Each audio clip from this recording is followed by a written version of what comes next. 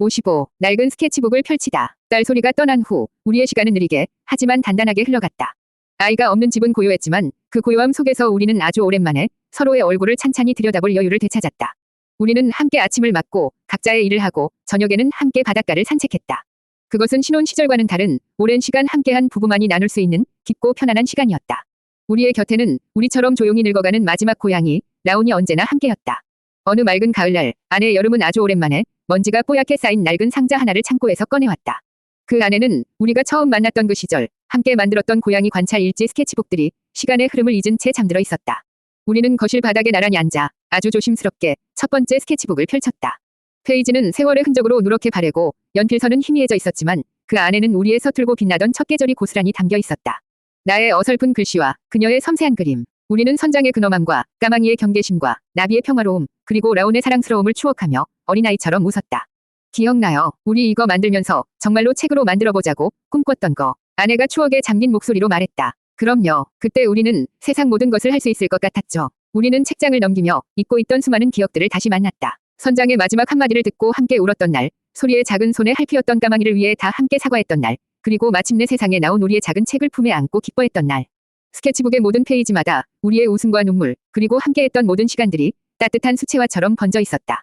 책장을 넘기는 아내의 손가락 마디가 예전보다 훨씬 더 굵어져 있었다. 그 손으로 그녀는 얼마나 많은 그림을 그리고 얼마나 많은 밥을 짓고 얼마나 많이 나의 손을 잡아주었던가.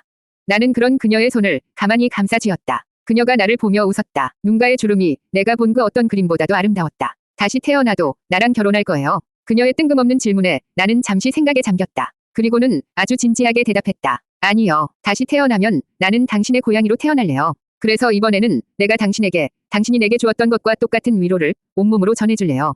나의 대답에 그녀는 소리내어 웃었다. 그 웃음소리가 가을 햇살처럼 쉼터 안을 따뜻하게 채웠다. 우리의 발치에는 늙은 라온이 우리의 행복한 시간을 방해하지 않으려는 듯 조용히 잠들어 있었다. 56. 라온의 마지막 속삭임. 나의 마지막 첼로. 라온은 아주 오랫동안 느리고 다정한 선율을 연주해 주었다. 녀석은 우리 부부의 곁에서 함께 늙어갔다. 젊은 날의 장난기는 사라졌지만 아내를 향한 깊은 애정과 신뢰는 녀석의 모든 행동 속에 녹아 있었다. 녀석은 언제나처럼 아내의 무릎 위에서 잠드는 것을 세상에서 가장 큰 행복으로 여겼다. 나의 능력은 이제 거의 희미해져 짙은 안개 속에서 들려오는 소리 같았다. 나는 더 이상 녀석의 구체적인 생각을 읽을 수 없었다. 그저 아주 희미하게 평화롭다, 따뜻하다, 사랑한다는 녀석의 존재 전체를 이루는 아주 근원적인 감정의 울림만을 느낄 수 있을 뿐이었다. 그러던 어느 늦가을 오후였다. 라온은 평소처럼 아내의 무릎 위에서 곤히 잠들어 있었다. 녀석의 가슴에서 희미하게 들려오던 그르릉 소리가 어느 순간 조용히 멈추었다. 그리고 바로 그 순간 내 머릿속을 가늘게 채우고 있던 마지막 첼로의 선율이 툭 하고 끊어졌다. 내 머릿속에는 완전한 침묵이 찾아왔다. 그것은 내가 이곳에 처음 왔을 때 느꼈던 텅 빈 공허의 침묵과는 다른 종류의 것이었다. 그것은 아주 길고 아름다웠던 연주가 끝나고 마지막 음의 여운마저 사라진 연주 회장에 충만하고 경건한 침묵이었다. 우리 두 사람을 만나게 해주었던 작은 여행자는 그렇게 자신의 마지막 임무를 다하고 가장 평화로운 모습으로 우리 곁을 떠났다. 아내가 나를 보았다. 그녀는 모든 것을 이해한다는 듯 슬픈 미소로 물었다. 이제 아무 소리도 들리지 않아요. 나는 고개를 끄덕였다. 이제는 그냥 고요해. 나는 더 이상 특별한 통역가가 아니었다. 그저 한때 고양이들을 아주 많이 사랑했고 그들의 언어를 잠시 빌려 썼던 평범한 한 남자일 뿐이었다. 그리고 그것으로 모든 것은 충분했다. 우리는 라온을 선장과 나비, 까마귀가 잠든 언덕, 그 옆에 나란히 묻어주었다. 이제 그 언덕에는 우리 쉼터의 4명의 수호신들이 모두 함께 잠들어 있었다. 쉼터의 첫 번째 계절이 그렇게 완전히 막을 내리고 있었다. 57. 모든 목소리가 그치고 라온이 떠난 다음 날 아침 나는 아주 낯선 고요함 속에서 눈을 떴다. 그것은 내가 이곳 음파랑에 처음 도착했을 때 느꼈던 텅 빈 공허의 침묵과는 다른 종류의 것이었다. 한때 나의 세계를 가득 채웠던 4개의 다른 주파수가 4개의 다른 목소리가 4개의 다른 세계가 완전히 사라져버린 후에 완벽하고도 서늘한 침묵이었다. 나는 습관처럼 몸을 일으켜 고양이들의 밥그릇을 챙기려다 허공을 잡은 손을 멋쩍게 내렸다. 더 이상 아침마다 나를 깨우던 선장의 근엄한 목소리도 햇살의 질감을 평가하던 나비의 나른한 목소리도 세상의 모든 것을 의심하던 까마귀의 불안한 목소리도 그리고 나의 하루를 시작하게 해주었던 라온의 다정한 목소리도 이제는 들리지 않았다. 나의 기묘했던 능력은 그렇게 마지막 고양이와 함께 조용히 막을 내렸다.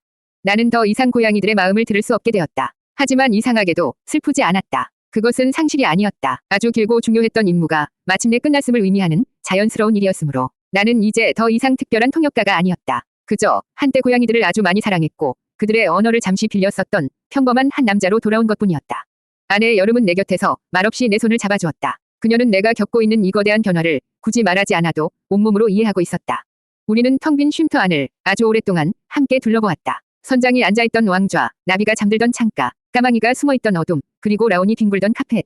모든 공간에는 이제는 보이지 않는 존재들의 온기가 희미한 얼룩처럼 남아있었다. 그날 오후 우리는 쉼터의 문에 아주 오랫동안 걸려있던 양인의 쉼터라고 쓰인 낡은 유목 팻말을 떼어냈다. 그리고 그것을 들고 4마리의 고양이들이 잠든 바다가 보이는 언덕으로 올라갔다. 우리는 팻말을 4개의 작은 무덤 앞에 묘비처럼 세워주었다. 이곳은 이제 더 이상 길 잃은 고양이들이 찾아오는 물리적인 쉼터가 아니었다. 이곳은 우리 부부의 마음속에 영원히 살아 숨쉴 추억의 쉼터가 된 것이다.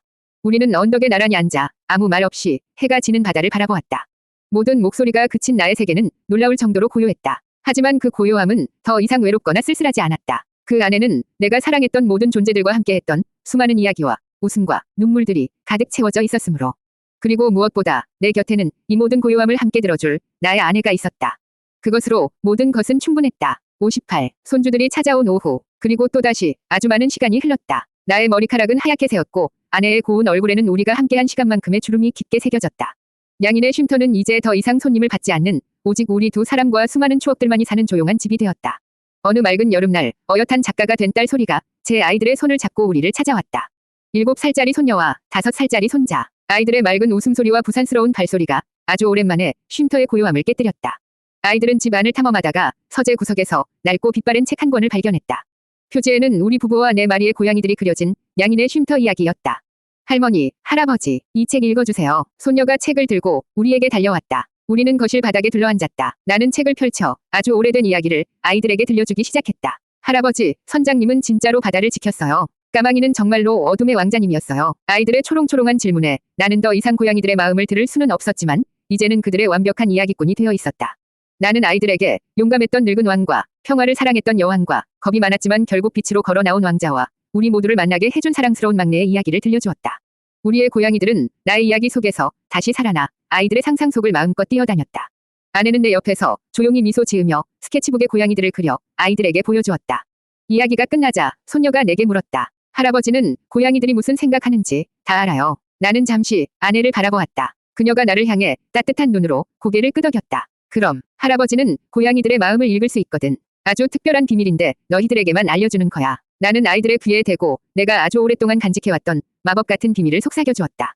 아이들의 눈이 별처럼 반짝였다. 나는 깨달았다. 나의 특별했던 능력은 사라진 것이 아니었다. 그것은 이제 나의 이야기를 통해 이 아이들의 마음속에서 새로운 상상력으로 영원히 살아 숨쉬게 될 것이다. 59. 당신이라는 이름의 언어. 손주들이 떠나고 나면 쉼터에는 언제나처럼 다시 우리 둘만의 고요한 시간이 찾아왔다. 아이들이 남기고 간 유쾌한 소란의 여운이 가라앉은 먼지처럼 집 안 구석구석에 내려앉아 있었다. 나는 텅 빈 거실을 둘러보았다. 그리고 창가에 앉아 먼 바다를 바라보고 있는 아내, 여름의 뒷모습을 가만히 바라보았다. 그녀는 아무 말도 하지 않았지만 나는 그녀가 지금 무슨 생각을 하고 있는지, 무엇을 느끼고 있는지 알 수 있었다. 그녀의 어깨는 아이들을 떠나보낸 후의 가벼운 쓸쓸함과 그럼에도 불구하고 우리 둘만 남은 이 시간의 평화로움으로 부드럽게 물들어 있었다. 그녀의 손에 들린 연필은 움직이지 않았지만 그 끝은 오늘 하루의 따스했던 햇살과 아이들의 맑은 웃음소리를 기억하고 있었다. 나는 아주 오래전 내가 가졌던 기묘했던 능력에 대해 생각했다. 고양이들의 마음을, 그들의 언어를 들을 수 있었던 능력. 그것은 내게 세상을 다른 방식으로 보는 법을 가르쳐 주었고 얼어붙었던 나의 마음을 녹여주었으며 마침내 그녀를 만나게 해주었다. 그 능력은 나의 가장 큰 비밀이었고 가장 큰 선물이었다. 모든 고양이들이 떠나고 그 능력은 조용히 사라졌다. 내 머릿속을 채우던 4개의 다른 목소리들이 그치고 완전한 침묵이 찾아왔을 때 나는 아주 잠깐 거대한 상실감에 휩싸이기도 했다. 나의 특별했던 세계가 문을 닫아버린 것만 같았다. 하지만 나는 틀렸다. 나는 여전히 세상에서 가장 아름다운 언어를 들을 수 있었다. 나는 조용히 그녀에게 다가가 그녀의 어깨 위에 나의 낡은 담요를 덮어주었다. 그녀가 나를 돌아보았다. 그녀의 눈이 아주 잠깐 놀람으로 동그래졌다가 이내 세상에서 가장 따뜻한 미소로 부드럽게 휘어졌다.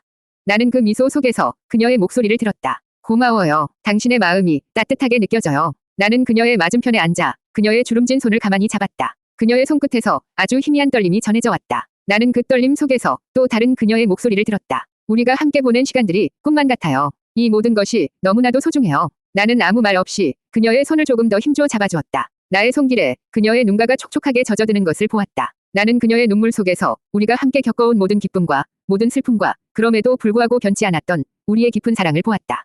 수십 년의 시간을 함께 살아온다는 것은 그런 것이었다. 굳이 말하지 않아도, 굳이 특별한 능력이 없어도 서로의 마음을 피부처럼 느끼게 되는 것. 서로의 침묵 속에서, 서로의 눈빛 속에서, 서로의 작은 손짓 속에서 세상 그 어떤 말보다도 더 깊고 정확한 의미를 읽어내게 되는 것. 나는 고양이들의 언어를 잃었지만 그 대신 훨씬 더 위대하고 심오한 단 하나의 언어에 완벽하게 능통하게 된 것이다. 당신이라는 이름의 언어. 나는 그 언어로 그녀에게 나의 마음을 전했다. 사랑해요, 여름. 그녀가 대답했다. 그녀의 목소리는 내가 들었던 그 어떤 고양이의 목소리보다도 아름다웠다. 나도 사랑해요. 60. 여기 우리의 이야기가 있었다. 나의 생이 끝나는 날은 아주 맑고 평화로운 가을날이었다. 나는 아주 오랜만에 깊고 긴 꿈을 꾸었다. 꿈속에서 나는 젊은 날의 모습으로 처음 이곳에 왔을 때처럼 양인의 쉼터 위 문을 열고 있었다. 가게 안은 따뜻한 오후의 햇살로 가득했다. 그리고 그곳에는 나의 모든 그리움들이 가장 아름다운 모습으로 나를 기다리고 있었다. 창가 왕좌에는 늠름한 모습의 선장이 앉아 나를 보며 근엄하게 고개를 끄덕였다. 햇살이 가장 따뜻한 곳에는 나비가 우아하게 잠들어 있었고 테이블 밑 어둠 속에서는 까마귀가 빼꼼히 고개를 내밀고 있었다. 그리고 나의 발치에는 사랑스러운 라온이 꼬리를 흔들며 나를 반겼다. 나는 그들의 목소리를 아주 오랜만에 다시 들을 수 있었다. 이제 오시는군요, 주인님. 기다리고 있었어요. 여기는 햇살이 아주 따뜻해요. 그리고 그들 너머로 창가 작업대에서 그림을 그리던 한 사람이 나를 돌아보았다. 우리가 처음 만났던 그날처럼 수줍고 맑은 미소를 띤 나의 아내, 여름이었다. 그녀는 내게 조용히 손짓했다. 나는 그들을 향해 아주 가벼운 발걸음으로 걸어 들어갔다. 눈을 떴을 때 나는 쉼터의 낡은 소파에 아내의 무릎을 베고 누워 있었다. 창밖으로는 음파랑의 바다가 내가 처음 보았던 그날처럼 변함없이 푸르게 빛나고 있었다. 아내는 나의 하얀 머리카락을 아주 부드럽게 쓸어주고 있었다. 나는 더 이상 아무런 힘도 남아있지 않다는 것을 느꼈다. 하지만 이상하게도 두렵지 않았다. 나는 내가 평생에 걸쳐 이 작은 쉼터에서 해야 할 모든 일을 다 마쳤다는 것을 알 수 있었다. 나는 눈을 감았다. 머릿속으로 내가 이곳에 처음 도착했던 텅 비고 잿빛이었던 나의 모습이 스쳐 지나갔다. 그리고 그 위로 수많은 장면들이 파노라마처럼 겹쳐졌다. 선장과의 첫 만남, 여름이 처음 문을 열었던 순간, 소리가 처음 나를 보고 웃었던 날, 그리고 고양이들과 함께했던 수많은 평범하고도 기적 같았던 날들. 나는 잿빛 도시를 등지고 완벽한 고독을 찾아 이곳으로 왔다. 하지만 내가 찾은 것은 고양이와 바다와 그리고 한 사람이었다. 나는 아내의 손을 아주 희미하게 마주 잡았다. 여름, 고마웠어. 나의 마지막 말과 함께 나의 길고 길었던 이야기는 마침내 마침표를 찍었다. 하지만 이야기는 정말로 끝난 것이 아니었다. 그것은 이 낡은 쉼터의 모든 공기 속에, 창밖을 스치는 바람 소리 속에, 그리고 이 마을을 찾아올 또 다른 상처 입은 영혼들의 마음 속에 영원히 살아 숨쉬게 될 것이다. 여기 양인의 쉼터에 우리의 이야기가 있었다.